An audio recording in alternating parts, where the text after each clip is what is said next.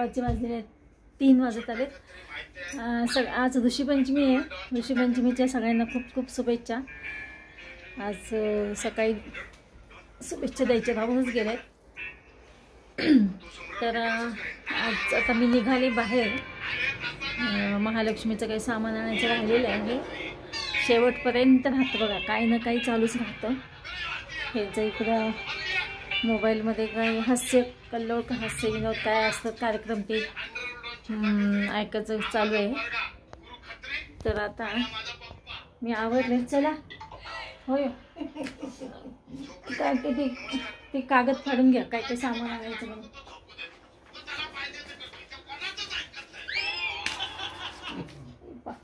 कागद घेते फाडून। आज बघा आता अजून सुद्धा खूप कामं राहिलीत माझी, भयंकर कामं आहेत। एक एक एक एक करत चालली आहे। जसं जसं आठवेल तसं तसं करते आता मी कामं, म्हणजे महालक्ष्मीची कामं। कारण का एवढं करून सुद्धा ऐन वेळेस काही ना काही राहूनच जातं।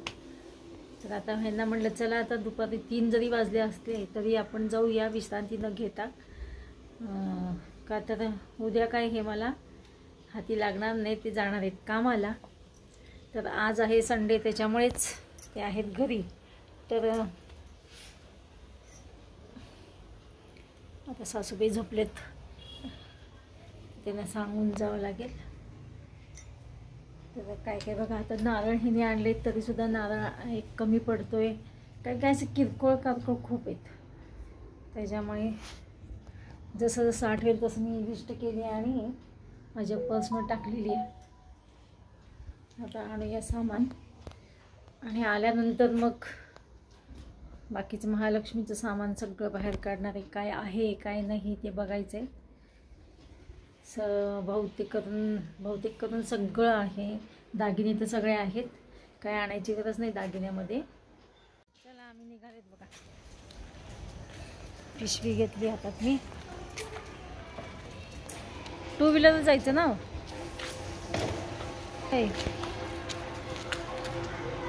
4 व्हीलर घेऊन जायची का?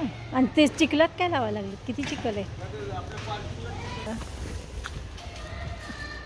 पार्किंग दुसरीकडे करावं लागलं, गाडी पार्क।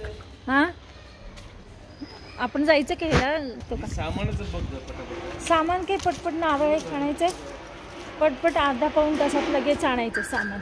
पहिलं कुठं जायचं ते आम्ही आलो आता गजानन महाराजांना आलो।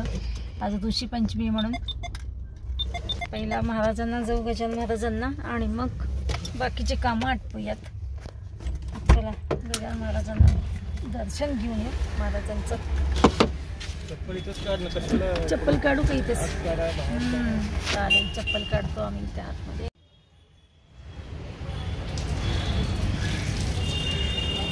बाहेर मी काढते।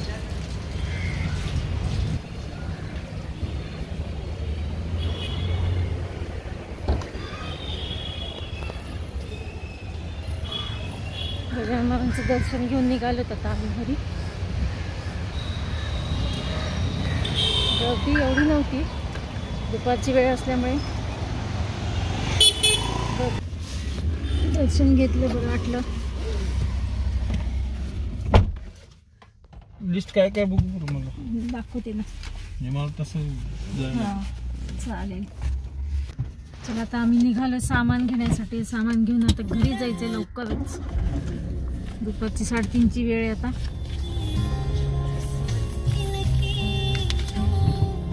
आता आम्ही घरी पोहोचतात बघा। बंद का? आम्ही आता घरी पोहोचलो आणि आता मी बघा झाडून बिडून घेणार आहे, चहा करणार आहे, मग मी काढणार आहे आता महालक्ष्मीचे मुखवटे बॉक्सच्या बाहेर काढून घासाघासी करणार। तुम्हाला दाखवते माझे पितळी महालक्ष्मीचे मुखवटे कसे आहेत ते फायनली। आता मुखवटे काढलेत मी बाहेर बघा। मुखवटे रंगवणार आहे, म्हणजे रंगवणे म्हणजे पहिला घासून घ्यावं लागेल। मुखवटे बघा असे ह्याच्यात पितळी आहेत, हे बघा असे पितळे आमच्याकडे। आणि आता हे ना घासून घ्यावं लागतील आणि घासून घेतल्यानंतर रंगवल्यानंतर तुम्हाला दाखवते पुन्हा. आता पहिलं घासायला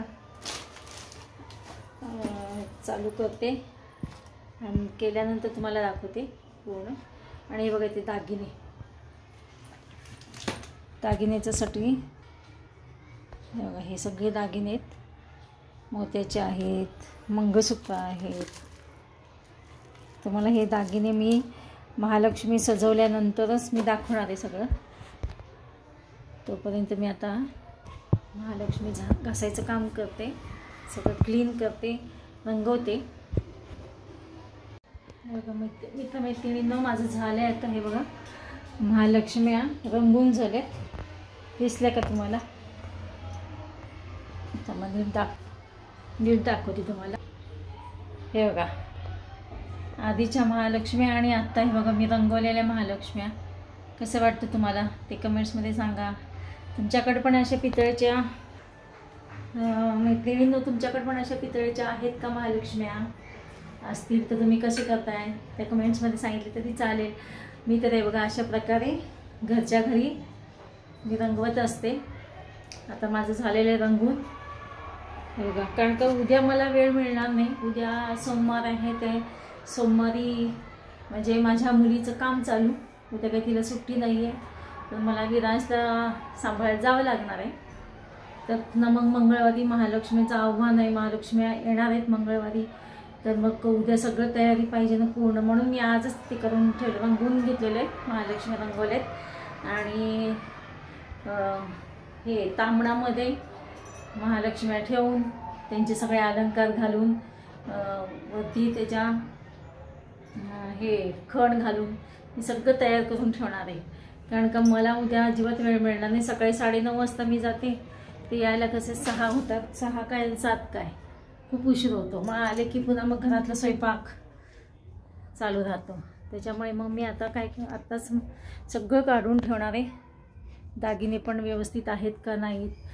किती वर्ष झाले बघा दागिने आम्ही घेतलेले आहेत, पण ते दागिने जसेच तसे आहेत, खूप छान आहेत. त्याच्यामुळे आम्हाला नवीन घेता पण येत नाही आहे.